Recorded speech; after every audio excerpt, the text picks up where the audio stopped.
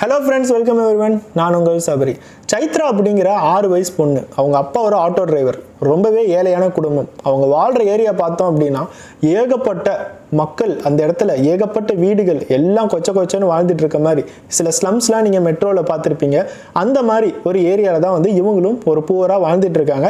ஆனால் ரொம்பவே சந்தோஷமாக தான் இந்த சைத்ரா அப்படிங்கிற பொண்ணு அங்கே வாழ்ந்துட்டு இருக்காங்க. அவங்களுக்குன்னு சொல்லிட்டு ஏகப்பட்ட ஃப்ரெண்ட்ஸ் இருக்காங்க. அது மட்டும் இல்லாமல் இந்த 2021 கோவிட் வந்ததுக்கப்புறம் எல்லா ஸ்கூலுமே ஆன்லைன் அப்படிங்கிற ஒரு கிளாஸ் ஆரம்பித்ததுக்கப்புறம் எல்லா சின்ன குழந்தைங்களுக்குமே வந்து அது ஒரு என்டர்டைன்மெண்ட் தான்.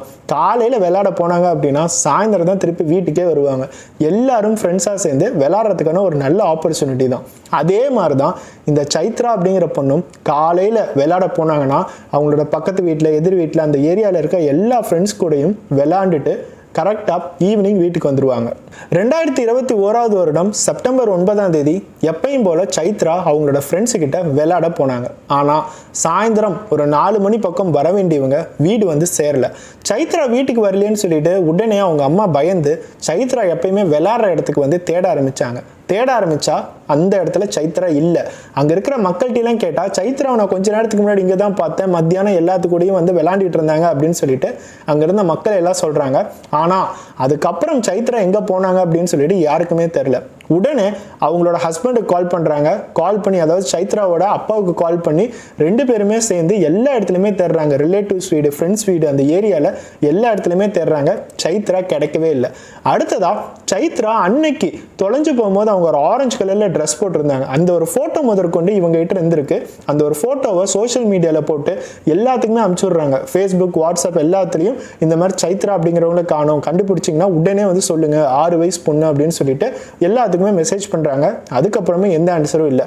உடனே அந்த நாள் நைட் அவங்க தேடி அந்த சைத்ரா அப்படிங்கிற பொண்ணு கிடைக்கல அப்படிங்கிறதுனால போலீஸ் ஸ்டேஷனுக்கு போய் கம்ப்ளைண்ட் பண்றாங்க. போலீஸ் ஸ்டேஷன்ல கம்ப்ளைண்ட் வாங்கிட்டு அவங்க கேட்கறதெல்லாம் ஒரே கேள்விதான், உங்களுக்கு யார் மேலேயாச்சும் சந்தேகமா இருக்கா?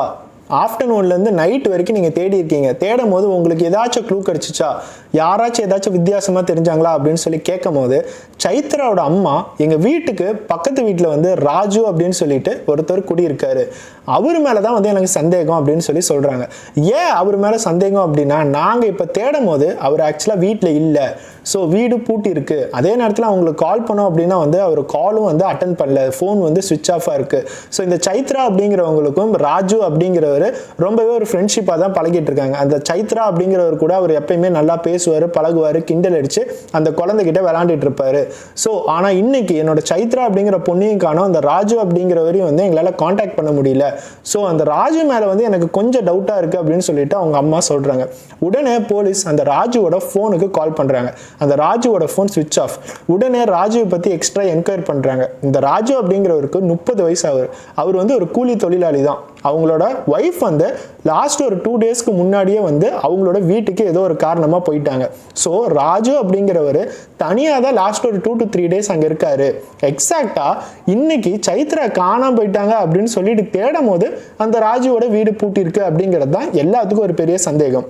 அடுத்ததா போலீஸ் ராஜுவோட வீட்டுக்கு போறாங்க. வீட்டை போய் கதவை உடைச்சு ராஜுவோட வீட்டை டோட்டலா செக் பண்றாங்க. அவங்க ராஜுவோட வீட்டுக்கு போனோன்னே அவங்க ஃபர்ஸ்டா கண்டுபிடிச்சது என்னன்னா, அந்த சைத்ரா போட்டிருந்த துணி வந்து அவங்களோட வீட்டில் கண்டுபிடிச்சிருக்காங்க. ஸோ சைத்ரா போட்டிருக்க அந்த ஆரஞ்சு கலர் துணி வந்து அங்கே இருந்துச்சு அப்படின்னு தெரிஞ்சோடனே ராஜு வந்து இந்த இடத்துல ஏதோ ஒரு இடத்துல தப்பு பண்ணியிருக்காரு, இவர் வந்து கண்டிப்பாக நம்ம நினைக்கிற கல்பிரிட் அப்படின்னு சொல்லிட்டு போலீஸ் கண்டுபிடிச்சிட்டாங்க. அடுத்ததா இன்னும் அவரோட வீட்டில் ஏதாச்சும் கிடைக்குமா அப்படின்னு சொல்லிட்டு செக் பண்றாங்க. போலீஸ் செக் பண்ணும்போது அவங்க எக்ஸாக்ட் அந்த ஒரு வீட்டில் ஓரமா ஒரு பெட் வந்து சுத்தி கிடக்கிறத பார்த்திருக்காங்க. ஒரு பெட் வந்து ஃபோல்டு பண்ணி இருக்கு. அந்த ஒரு பெட்டுக்குள்ளார ஏதோ இருக்கிறத அவங்க கவனிச்சிருக்காங்க. அந்த பெட்டை ஓபன் பண்ணி பார்த்தா எல்லாத்துக்குமே ஒரு ஷாக்கிங் தான். அந்த இடத்துல சைத்ரா இறந்து போய் கிடக்குறாங்க. அவங்களோட உடம்பு சும்மா ஒரு துணி வச்சு தான் சுற்றி இருக்கு. அதாவது அவங்களோட உடம்புல எந்த விதமான துணியும் இல்லை.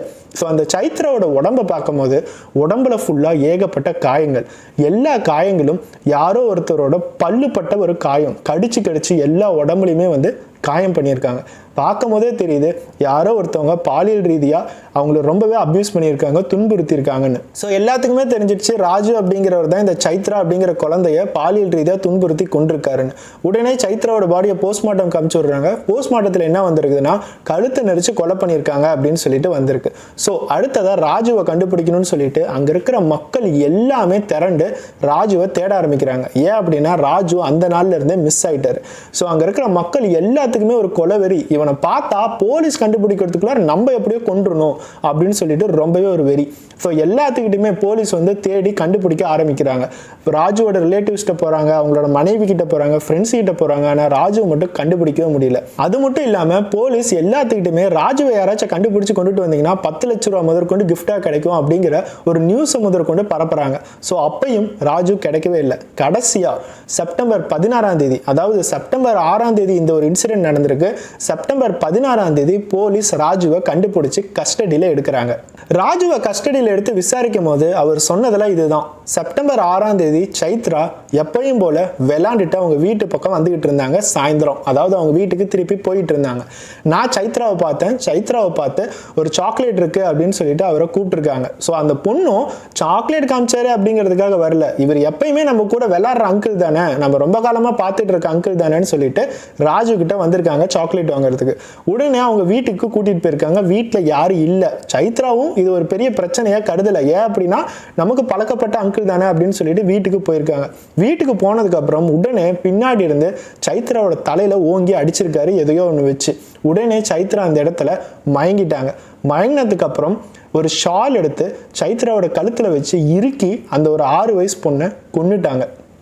அந்த ஒரு சைத்ராங்கிற குழந்தைய கொன்னதுக்கு அப்புறம் பாலியல் ரீதியாக ரொம்பவே அனுபவிச்சிருக்காரு. பாலியல் ரீதியாக அனுபவிச்சதுக்கு அப்புறம் நம்ம வந்து உடனே எஸ்கேப் ஆயிடணும், இல்லாட்டி எல்லாமே கண்டுபிடிச்சிருவாங்கன்னு சொல்லிட்டு அந்த ஒரு உடம்பை பெட்டில் சுருட்டி வச்சு அவர் அங்கேருந்து எஸ்கேப் ஆயிட்டார். எதுக்காக கொன்னேன் அப்படின்னு கேட்கும்போது, ஃபஸ்ட்டு நான் அந்த பொண்ணை கொன்னுட்டு நான் பாலியல் ரீதியாக அப்ரோச் பண்ணாதான் அந்த பொண்ணு கத்த மாட்டாங்க, வீடு எல்லாமே ரொம்பவே பக்கத்தில் இருக்குது, அதனால் நான் ஃபஸ்ட்டு அந்த ஒரு குழந்தையை கொன்னுட்டேன், கொன்னதுக்கு அப்புறம் நான் பாலியல் ரீதியாக என்னென்னலாம் செய்யணுமோ நான் செஞ்சுட்டேன் அப்படின்னு சொல்லிட்டு ரொம்பவே ஒரு கேவலமான விஷயத்த போலீஸ்கிட்ட சொல்லியிருக்காரு. இந்த எல்லா விஷயங்களும் போலீஸ் கலெக்ட் பண்ணதுக்கு அப்புறம் எல்லா எவிடன்ஸ் தடயம் ராஜுகிட்ட இருந்து எல்லா விஷயங்களும் வாங்கிட்டு இவரு தான் அப்படின்னு சொல்லி கன்ஃபார்ம் ஆனதுக்கு அப்புறம் மக்கள் எல்லாத்துக்கும் அதே செப்டம்பர் 16ஆம் தேதி ஒரு நியூஸ் வருது. ராஜுவை வந்து போலீஸ் கஸ்டடிக்கு ஜீப்பில் கொண்டுட்டு போகும்போது ராஜு வந்து தப்பிக்கிறதுக்கு முயற்சி பண்ணார். ராஜு தப்பிக்கிறதுக்கு முயற்சி பண்ணி எக்ஸாக்டாக ஒரு ட்ரெயின் வந்துட்டு இருந்துச்சு, அந்த ட்ரெயினுக்கு முன்னாடி குதிச்சு அவர் தற்கொலை பண்ணிக்கிட்டாரு அப்படின்னு சொல்லிட்டு ஒரு நல்ல நியூஸாக எல்லா மக்களுக்கும் வருது. இதை மக்கள் கேட்டோன்னே எல்லாமே நினைக்கிறது ஒரே ஒரு விஷயம்தான், இது தற்கொலையா இல்லை வேற ஏதாச்சுமா அப்படிங்கிறது தான். இது தற்கொலை இல்லாமல் வேற ஏதாச்சும் தான் நடந்துச்சுன்னா அது எல்லாத்துக்குமே ஒரு மிகப்பெரிய சந்தோஷம். அட்லீஸ்ட் இந்த ஒரு தண்டனையாவது ராஜுக்கு கிடைச்சிருக்கே அப்படின்னு சொல்லிட்டு எல்லாத்துக்குமே இது ஒரு சந்தோஷமான விஷயம்தான். இதுதான் அந்த 6 வயசு குழந்தைக்கு நடந்த ஒரு சோகமான விஷயம். இது ஏகப்பட்ட இடங்கள்ல நடந்திருக்கு. இந்தியாவில் எவ்வளவோ நியூஸ் நம்ம படிக்கிறோம். சாதாரண பெண்கள்லேருந்து குழந்தைங்க வரைக்கும் வயசானவங்க வரைக்கும் எல்லாத்துக்குமே நம்ம படிக்கிறோம். ஆனால் எத்தனை பேர் இந்த ராஜு மாதிரி இறந்துருக்காங்க அப்படின்னு சொல்லிட்டு நமக்கு தெரியாது. ரியலி இந்த ராஜு அப்படிங்கிறவர் இந்த ட்ரெயினில் வந்து குதிச்சு இறந்தாலும், உண்மையாலுமே ஒரு ட்ரெயினில் குதிச்சு தான் இறந்திருந்தாலும் அந்த ஒரு ட்ரெயினை ஓட்டிட்டு போனவருக்கு நம்ம நன்றி சொல்லுவோம். முக்கியமாக நமக்கு ஒரு பெண் குழந்தை அப்படின்னு சொல்லி பிறந்துச்சுன்னா அவங்கக்கிட்ட ரொம்பவே சொல்லி வளர்த்துங்க. யாருக்கிட்ட எப்படி பழகணும், எந்த லெவலில் லிமிட் இருக்கணும், யார் எப்படிலாம் பழகுவாங்க, எங்கெல்லாம் போகணும், யார் கூப்பிட்டா போகணும் அப்படிங்கிறத எல்லாத்தையுமே சொல்லி வளர்த்தோம். அது ஃப்ரெண்டாக இருந்தாலும் சரி, ரிலேட்டிவாக இருந்தாலும் சரி, பக்கத்து வீட்டுக்காரராக இருந்தாலும் சரி, எவ்வளோ பெரிய நம்பிக்கையானவராக இருந்தாலும் சரி, உங்களோட பெண் குழந்தைகிட்ட சொல்லி வளர்த்துங்க. நெக்ஸ்ட் ஒரு வீடியோட பார்ப்போம். பாய்.